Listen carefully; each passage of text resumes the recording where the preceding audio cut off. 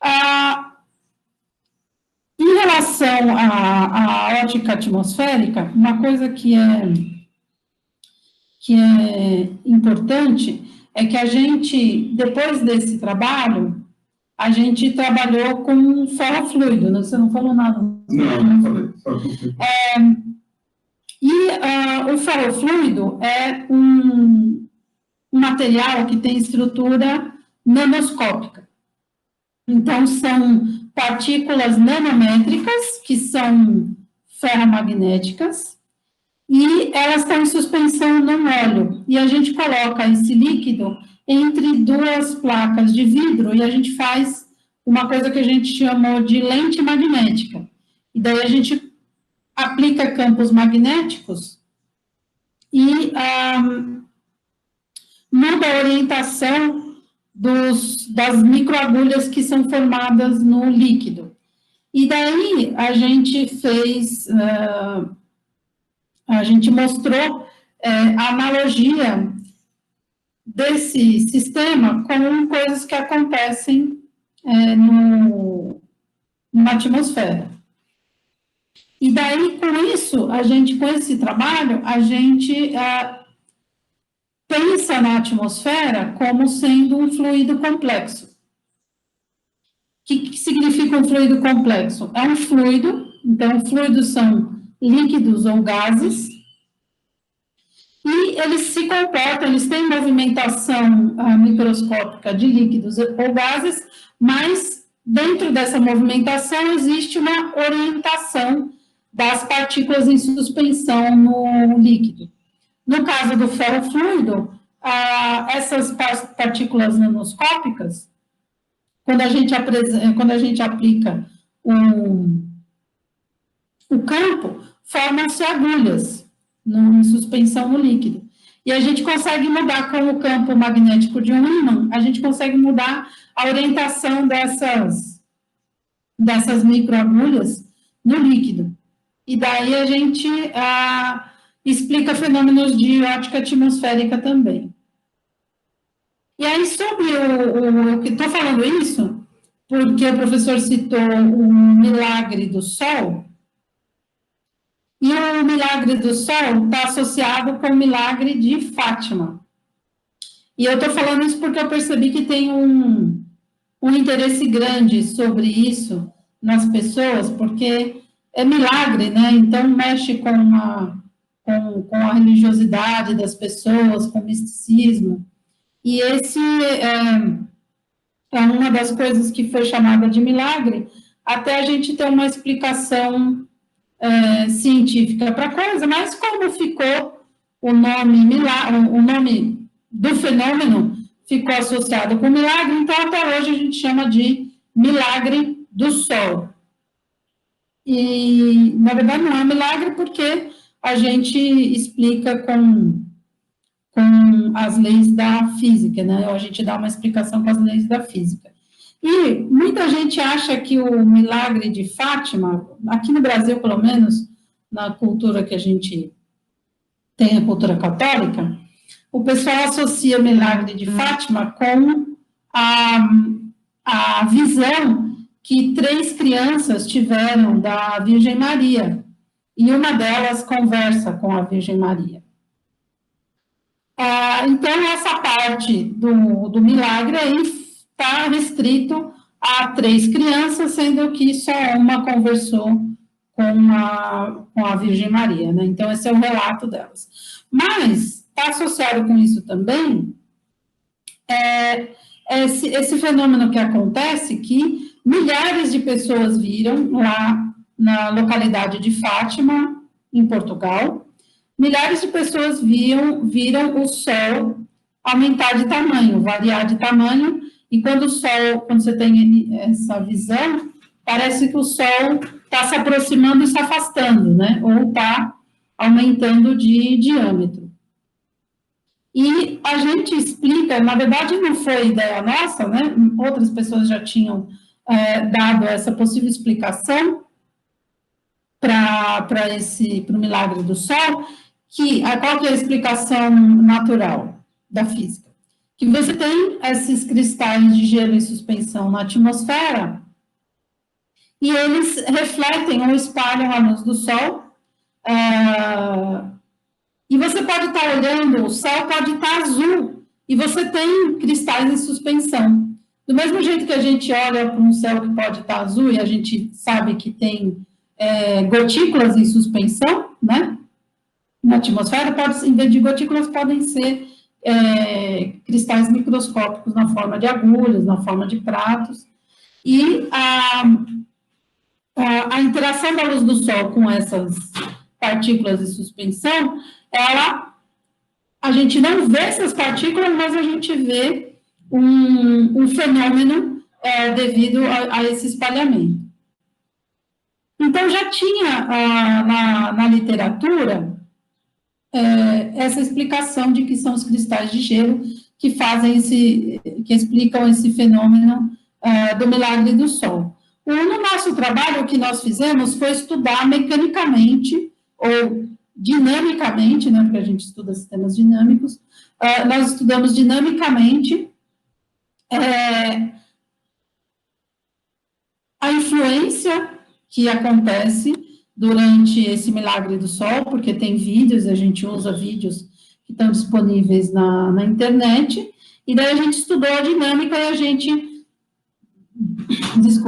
gente deu essa explicação, usando essa explicação, nós percebemos qual que é a dinâmica mecânica, né, qual que é o movimento mecânico que essas partículas fazem, e a gente, então, fez um trabalho relacionado a sistemas dinâmicos e o milagre de Fátima.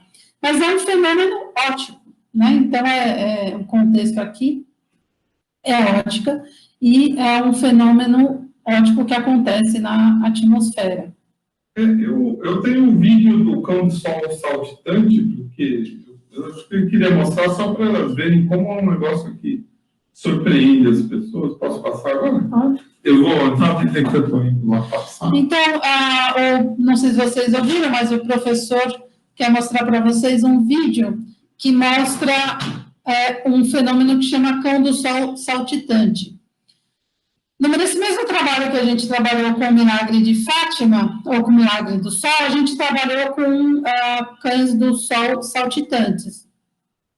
Então, o professor já falou que é cão do Sol, né? E tem fenômenos que são bem esquisitos, que são os cães do Sol saltitantes.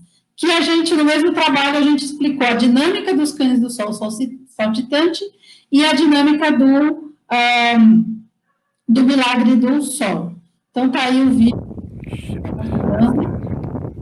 Se vocês conseguem ver ali uma faixa iluminada. A pessoa coloca a mão do céu na frente da câmera. Oh, my goodness. E o negócio está lá. O sol está perto dos fios. E do lado esquerdo, no centro da imagem, tem um facho de luz que está se inclinando, está se movimentando. Isso daí é um cão do Sol saltitante. E eles estavam andando de bicicleta, e eles não são pesquisadores, uma previsão para uma número de tempestade, e mais de uma pessoa filmou isso, diferentes localidades. E eles filmaram os mais famosos desse vídeo de cão do Sol saltitante. Então, muita gente disse que era alienígenas fazendo uma rede.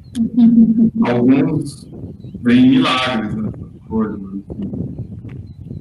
Alguns veem pó, sei lá. Mas o que tem aí é cristal de gelo que está sendo variado por campo elétrico das nuvens e refletido ao Sol.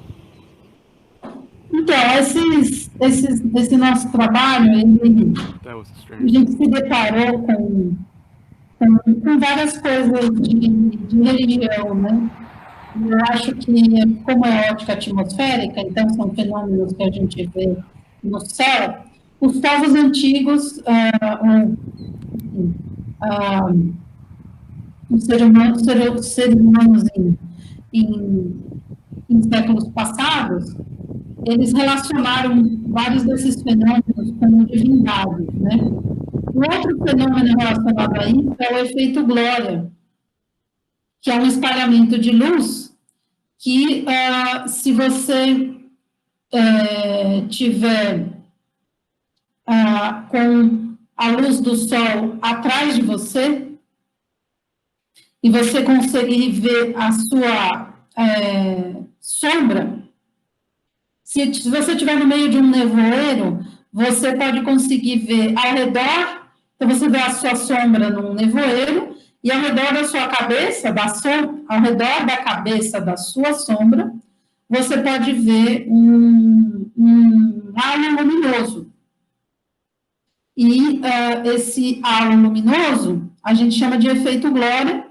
Tem um professor brasileiro, o Moisés Nussensweig, do qual o professor falou bastante na aula passada, que estudou muito arco-íris, ele estudou também o efeito Glória, e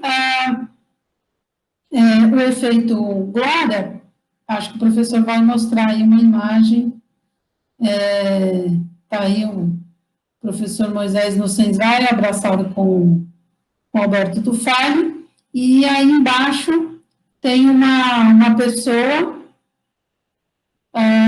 olhando assim para cima, olhando para uma imagem da sua sombra num nevoeiro, e ao redor da cabeça dele tem uma auréola, né? Isso daí, o pessoal acha que aqui tem uma imagem num avião, né, com a sombra de um avião, então alguém no avião que fotografou isso daí. Então, a gente tem trabalho relacionado com isso também, com o efeito Glória. E o efeito Glória é uma possível explicação para a auréola dos santos. Nesse seminário do IAG, eu falo sobre isso também um pouquinho, né, cito isso. Porque uma coisa interessante no efeito Glória é que o halo, ele se forma ao redor da sombra da cabeça do observador. Então, se você tiver várias pessoas observando o fenômeno, cada uma vai ver a auréola ao redor da sombra da cabeça da sua própria sombra, né? Então, é uma coisa que depende do ângulo de observação. Eu queria acrescentar uma coisa.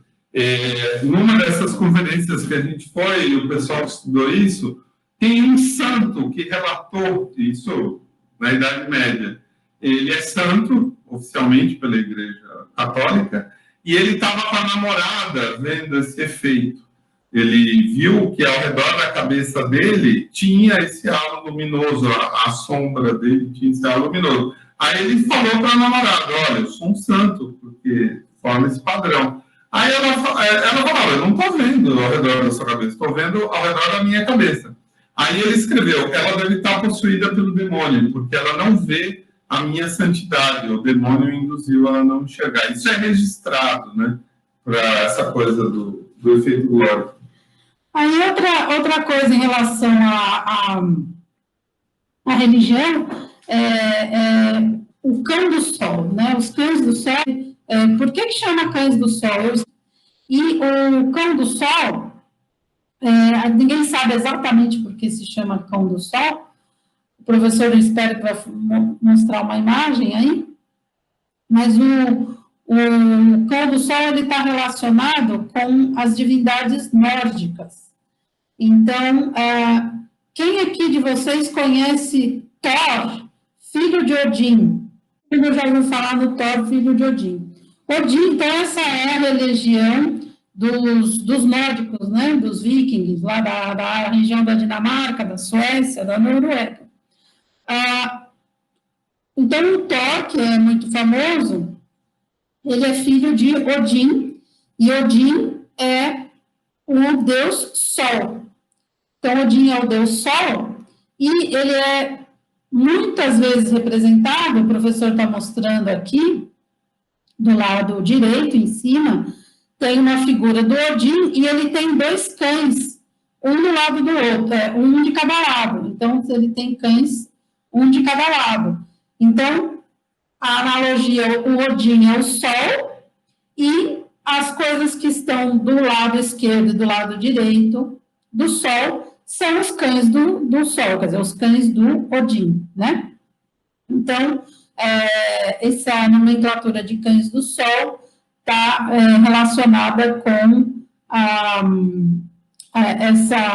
esse deus da religião do norte da Europa, né, lá da região dos vikings, que é o deus Odin e os cães que estão ao seu lado. Então, é uma coisa interessante que eu vejo no nosso trabalho, apesar de eu e o professor Tufali, nós somos ateus, né? Então, a gente não acredita em nada sobrenatural, mas o nosso trabalho aí, quando a gente foi estudar coisas relacionadas com as luzes no céu, a gente se deparou com todos esses fenômenos que as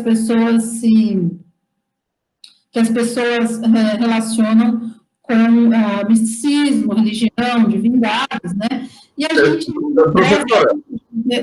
espera só um pouquinho, a gente não despreza isso porque a religião é uma parte importante da cultura humana, então citar essas coisas aproxima as pessoas, porque tem a curiosidade, né? Então, aguça a curiosidade das pessoas. Então, a gente, apesar de não acreditar em nada sobrenatural, a gente gosta de citar isso, porque a maior parte das pessoas acredita, né, em alguma coisa sobrenatural, em deuses, enfim. Então, a gente não despreza essa conexão importante do nosso trabalho com a cultura humana relacionada à religião. Pois não, professor? Então, uma coisa que a gente percebe, a maioria das pessoas, quando elas entram em contato com fenômenos ópticos desse tipo, é comum, na maioria das pessoas, ter uma coisa de transcendência. A pessoa esquece da rotina dela, ela esquece da vida mundana dela, e ela tem uma sensação que ela está conectada com algo maior. Muitas vezes eu tenho a sensação que a gente consegue fazer esse tipo de coisa, essa transcendência, no laboratório. Como cientista, encontrar um fenômeno desse, você sente essa conexão com o universo, essa coisa fantástica, que motiva a gente a ser cientista. Para a maioria das pessoas que não são cientistas, elas não se motivam a parar para pensar, sei lá, nas leis de Newton, nessas coisas. Mas quando elas se deparam com esses fenômenos, o arco-íris, com um fenômeno desses que deram, por exemplo, o milagre do Sol, a pessoa procura uma explicação transcendental, né? Enquanto a gente seguia pela ciência, a maioria das pessoas elas voltam assim para o interior delas e mexe com elas profundamente. Então, por isso que muitas vezes essa é uma impressão que eu tenho. Quando a gente mostra halos, eclipses, já teve caso de estar acontecendo eclipse aqui na praia. A gente sabia, a gente parou o carro e saímos mostrando para as pessoas, elas ficaram impressionadas. Então, quando é fenômeno atmosférico, tem um efeito de transcender nas pessoas. E isso, quando você atinge essa transcendência, normalmente você vai para a área religiosa. Para mim, não é a única forma de se atingir transcendência, mas na maioria das pessoas acontece isso. É isso que eu ia falar. Eu acho que do que eu queria falar também é isso.